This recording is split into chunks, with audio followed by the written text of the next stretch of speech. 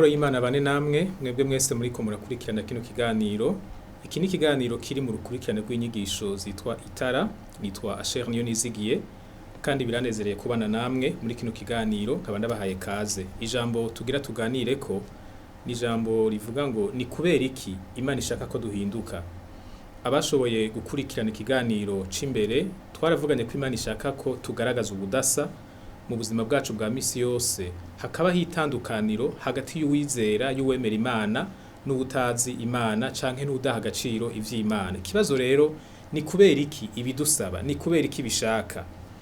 Turaja kwisunga amajambo tumaze gusomera hamwe ari mu cete intumwa Paulo yandikiye abakristo b'i Roma igice c'12 kuva ku murongo wa mbere gushika ku murongo wa kabiri. N'amajambo avuga ngo nuko bene data nkunda ndabahanura kubw'imbabazi z'Imana ngo mutange imibiri yanyu ibi bimaze bizima vyera bihimbara Imana, niho kuyikorera kwanyu kogira ikimazi. Ntimushushanywe n'ivy'iki gihe, yamara muhinduke gose mugize imitima misha kugira ngo mumenye neza ivy'Imana igomba, nivyo vyiza bitunganye bishimwa gose.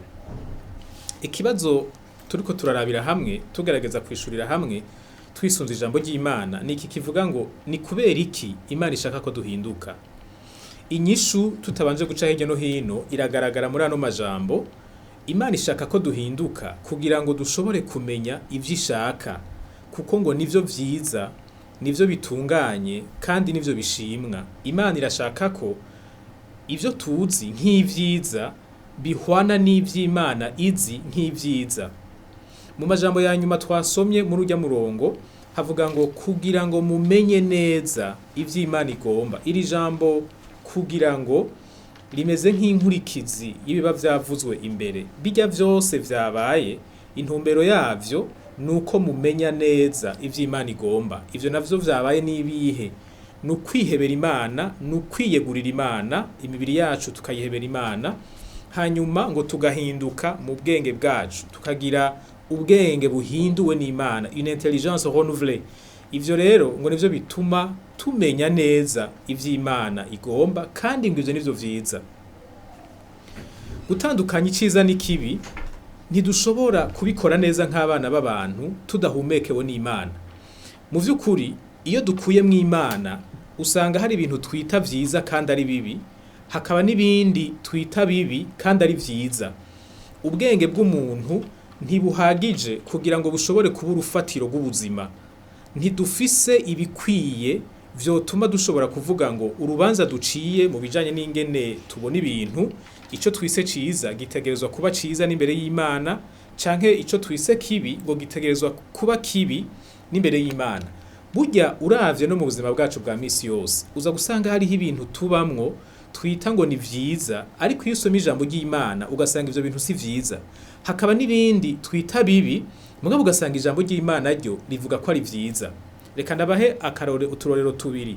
Akarorero kamwe kajanye n'itabi. Uyu munsi itabi riri mu bintu abaganga n'abandi bahinga babuza abantu kunywa kubera ingaruka mbi rifise ku mubiri w'umuntu aba arinyoye. Hariho ingwara bitera. Ariko uravye muri kahise, imbere y'uko ubwo bumenyi, ubwo buhinga bushikaho butahuza abantu ingaruka mbi z'itabi, abantu benshi babayeho, kandi handiko ndavuga abo mu bihugu biteye imbere, banywa itabi ugasanga n'akantu k'amafyeri, mbere ugasanga barinywa ni babandi bumva yuko bateye imbere kurusha abandi, kuko ico gihe ubumenyi bwari buhari butari buhagije kugira ngo abantu batahure ububi bwose bw'itabi. Uyu munsi n'abadandaza itabi mu bihugu bimwe bimwe barasaba kwandika kuri turya dupake amatabi abarimwo yuko itabi gica, kugira ngo n'uwurinywa arinywe azi ko ariko aranywa uburozi. Murumva yuko ubwenge bw'umuntu bugenda burahindagurika, bugenda buriyongerako. Hariho ibintu yitiranya agafata iciza nk'ikibi n'ikibi nk'iciza, bitewe nuko ahageza gutahura hatamwemerera, hatamushoboza gutandukanya ibintu vyose nk'uko Imana ibitandukanye. Tuje hano iwacu mu Burundi naho nyene hariho ibintu twise vyiza mu mico yacu, ariko uja usoma ijambo ry'Imana ugasanga ni bibi. Murazi ko hari umugani uvuga ko uwutabeshe adasumira umwana. Uwo mugani usa n'uwutwemeza yuko ikinyoma kituzanira inyungu ni ciza, kuko gusumira umuryango, gutunga umuryango muri rusange ni ikintu ciza. Uwo mugani rero wowo werekana yuko naho umuntu yobicisha mu bubeshi ntaco bitwaye, igikomeye nuko ashika kuco yashaka. Mugabo usoma ijambo ry'Imana usanga rivuga ngo ntukabeshe. Ijambo ry'Imana ntirivuga ngo tureke kubesha iyo bidutera ingorane gusa. Ntiryemera ko kubesha ari bisanzwe iyo tubikuramwo inyungu. Kubesha n'ukubesha vyaba bitugirira ikimazi, vyaba bidutera ingorane, ijambo ry'Imana ribitubuza co kimwe.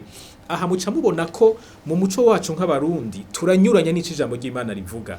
Nico gituma tudahindutse mu bwenge, tutagize ubwenge buhinguwe n'Imana, tutagize ubwenge buri renouvelé buri mu muco w'ijambo ry'Imana, tuzoguma dukora ivyo abatazi Imana bakora, kuko ubwenge bwacu buzokwama buganjwe n'ivyizerwa biganje abatizera Imana. Nico gituma natanguye mvuga ngo tutisunze Imana, tutamurikiwe n'Imana, turashobora gusanga twafashe iciza tukacita ikibi, ikibi naco tukacita iciza. Ariko umuntu yobaza ati none ingorane irihe? Nimba kibaye ciza kuri jewe, hari ico bitwaye nimba Imana icita kibi? Birafise ingaruka mbi ku muntu, ku kibano no ku gihugu, mbere no kw'isi yose. Uwavugishwa n'Imana Yesaya yavuze mu gice ca 5 umurongo wa 20, yavuze ngo bazobona ibara abiti kibi iciza bakacita ikibi, bagashira umwijima mu gishingo c'umuco n'umuco mu gishingo c'umwijima, bagashira ibirura mu gishingo c'ibisosa n'ibisosa mu gishingo c'ibirura. Gucurika ibintu tukabibona mu buryo bunyuranye n'ingene Imana ibibona, si ibintu bidafise inkurikizi, birafise inkurikizi, kuko n'ijambo ry'Imana rivuga ngo abantu bacurika ibintu ivyo Imana yita vyiza bakavyita bibi, ivyo yita bibi bakavyita vyiza, ngo baragowe. Uravye mu zindi ndimi zitandukanye Bibiliya yanditswemwo, hakoresha ijambo risa n'ijambo ry'umuvumo, n'abantu bihamagarira umuvumo. Barundi hariho ivyaha twejeje mu mico yacu, tuvyita ibintu vyiza kandi ari ibintu bibi mu maso y'Imana. Namaze kuvuga kubesha iyo bifise inyungu bituzanira, imico yacu iravyeza ibigira ibintu vyiza. Kwiba, hari abavuga ngo igisuma n'igifashwe. Mu yandi majambo, ushoboye kwiba ntufatwe, ntiwitwa umusuma. Kandi nimba utitwa umusuma, nukuvuga kutivye, nukuvuga kutakoze nabi. Ngira ngo nico gituma hani wacu iyo umuntu atakaje ikintu abantu bihutira kugitwara, ntibanagire n'inguvu nanke zo kurondera nyeneco, kuko dusanzwe dufise uwo muco mubi uvuga ngo tudafashwe nituri gisuma. Ariko usoma ijambo ry'Imana, mu vy'ukuri igisuma si gifashwe, igisuma ni civye. Wafatwa utafatwa mu maso y'Imana uri gisuma. Ngira ngo murabona kandi igituma ubwenge bwacu bukwiye guhingurwa bukaja ku murongo w'ijambo ry'Imana, tugakugwamwo ivyizerwa bitari vyo twanyoye mu mico yacu, tugahinduka mu kuntu dutahura ibintu, tukabitahura nk'uko Imana ibitahura, kugira ngo dushobore no kugira inyifato zihwanye n'ivyo Imana ishaka. Nkuko nabivuze kare rero, igihe cose abantu bacuritse ibintu, ivyo Imana yita vyiza bakavyita bibi, ivyo yita bibi bakavyita vyiza, baba bariko barikwegera ingorane. Eva ndakunda kumutanga kwa karorero. Imana yamubwiye iti kirya camwa ntuzugikoreko, ni wakirya muzopfa. Mu yandi majambo, ntuzukangwe n'ukuntu gisa. Umuntu akiriye abahamagaye urupfu. Satani amaze kumucanganya mu vyiyumviro, acaragenda ngo arakiraba. Maze ngo akiravye ngo abona ni camwa ciza kibereye kuribwa. Urubanza Eva yaciye kuri kirya camwa rwaje runyuranye nuko Imana yari yakivuze. We yakibonye nk'icamwa ciza, kandi Imana yamubwiye ko ari camwa kiza n'urupfu. Araheza akora yisunze urubanza we yaciye. Mwese murazi ivyakurikiye. Kunyuranya n'Imana si ibintu bisanzwe, si ibintu bitoya, ni ibintu bigira ingaruka nini cyane ku buzima bwa nyene kubikora no ku buzima bw'abantu basanga uyu muco nawe. Ngira nsubire ngaruke ku vy'igihugu cacu. Igihugu cacu mu mico yacu harimo ivyizerwa vy'urufatiro ubuzima bwa benshi bwubakiyeko binyuranye n'ijambo ry'Imana. Kandi ivyo vyizerwa n'abakristo benshi barabigendana. Ibi ndiko ndavuga ni ya valeur yubakiye mu mico usanga kenshi umuntu ataramenya ko yafise, ariko uravye inyifato z'abantu usanga ayo valeur mabi, ivyo vyizerwa bibi bikomoka mu mico, arivyo biduha ingendo, arivyo bituma twifata uku canke kuriya. Nashaka mbwira abakristo b'abarundi, ko burya Imana ntiyaduhamagaye ngo dukizwe umwe wese ku gatwe kiwe, ngo dushe tugwana intambara yo kuja mu ijuru gusa umwe wese ku gatwe kiwe. Iruhande yo kwakira agakiza, iruhande yo kugwana iyi ntambara yo kuzoshika mu ijuru, hariho igikorwa Imana yadutumye, no guhindura igihugu kugira ngo imico ikomoka mu ijambo ry'Imana isubirire imico y'igipagani igihugu cubakiyeko, maze ubugororotsi buhinduke umuco w'igihugu cacu. Usomye muri Matayo 28:19, Yesu ariko aratuma intumwa ziwe yababwiye ngo nimugende muhindura amahanga kuba bigishwa, faites des nations les disciples. Genda mufate ibihugu mu bihindure bihinduka abigishwa banje. Abantu benshi iyo tuvuze ijambo umwigishwa tuba turiko tuvuga umukiristo ku gatwe kiwe, mugabo mu vyo Yesu yatumye intumwa ziwe harimo no guhindura amahanga kugira ngo amahanga abe abigishwa ba Kristo. Si vyiza yuko tuguma twiraba twebwe gusa, ni vyiza yuko guhinduka kwacu guhereza igihugu kigahinduka. Ntibikunda kububeshi bubandanya bwiganje mu gihugu kigwiriyemwe abakirisu. Iyo bimeze gutyo haba hari ingorane yo kudahinduka muri abo bakirisu, kandi haba harimo ingorane yo kudafasha igihugu cabo guhinduka ngo kibe nk'umwigisho wa Kristo. Ni twebwe ba Petero, ni twebwe ba Yohana, ni twebwe ba Yakobo Uburundi bufise uyu munsi. Imana ishaka guhindura kino gihugu ariko ihereye kuri twebwe, kuko ntidushobora kuzana umuco mu mwijima tutawufise muri twebwe. Ntidushobora kuba umunyu tudafise burya buryohe umunyu ufise muri wo.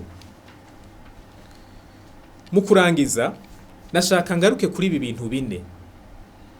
Hari ingorane zibiri duhanganye nazo nk'abakristo. Ingorane ya mbere ni ukudakora ivyiza tuzi. Ingorane ya kabiri ni ugukora ivyo twita ngo ni vyiza ariko mu maso y'Imana ari bibi. Iyi ngorane ya mbere umuti wayo uri mu kwiyemeza gukora igihimbara Imana, tugakuraho bimwe vyo kwikunda no kwiyorohereza no gukunda ivyoroshe n'ibigezweho no kurondera icubahiro no gukundwa n'abantu, tukagira umugambi wo gukora ico Imana ishaka tutaravye inkurikizi. Ivyo biradusaba ko dushiramo gushaka kwacu, tugasaba Imana ngo idushoboze kuko ntivyoroshe. Iyi ngorane ya kabiri yo gukora ivyiza twibaza ngo ni vyiza ariko ari bibi mu maso y'Imana, umuti wayo ni ukuguhinduka turiko turabona. Ijambo ry'Imana rihari kugira ngo ridukuremwo ivyizerwa vy'imicafu, kandi birahari ni vyinshi mu mico yacu no muri kamere kacu.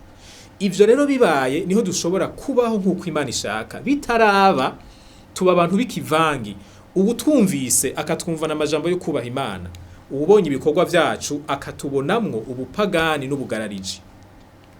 Ica kabiri, Imana ntishaka ko tubandanya tubayeho dukora ibibi kandi tuzi vyiza, canke dukora ibibi twibaza ngo ni vyiza. Naho bitohinduka ku munsi umwe, Imana ishaka ko ugo rugendo turubamwo, kuko ico gikorwa cyo kuduhindura yariyemeje kugikora. Hasigaye ko natwe twirekurira mu biganza vyayo kugira ngo idushoboze gutera intambwe. Icanyuma, muri uku guhinduka Imana ishaka ko tubona ibintu uko nayo ibibona. Hari ivyo twigishije mu miryango yacu, hari ivyo twakuye mu mico yacu, hari ivyo twigiye mu mashuri twize, hari ivyo dukura mu bitabo, hari ivyo dukura mu bagenzi. Ivyo vyose harimo ibidufasha, hakaba n'ibinyuranye nuko ijambo ry'Imana rivuga. Imana ishaka ko ijambo ry'Imana ritwinjiramwo kugira ngo riyungurure rikuremwo ivyo vyose vyatwinjiyemwo bidahwanye naryo. Nitwahinduka mu bwenge, no kuvuga mu vyizerwa vyacu vy'urufatiro ubuzima bwacu bwubakiyeko, no mu vyiyumviro bikomeye twisunga mu gufata ingingo, bizokunda ko duhinduka no mu bikorwa no mu ngeso zacu, maze ubuzima bwacu buhesha Imana icubahiro. Ndabashimiye cyane kuba mwabanye nanje muri kino kiganiro. Ndabasabira ngo Imana ibahezagire, ibakomeze mu mugambi mwiyemeje wo kugendera munsi y'ubugombe bwayo, ibashoboze guhinduka no kuba ivyitegererezo vyiza aho muri hose. Amen.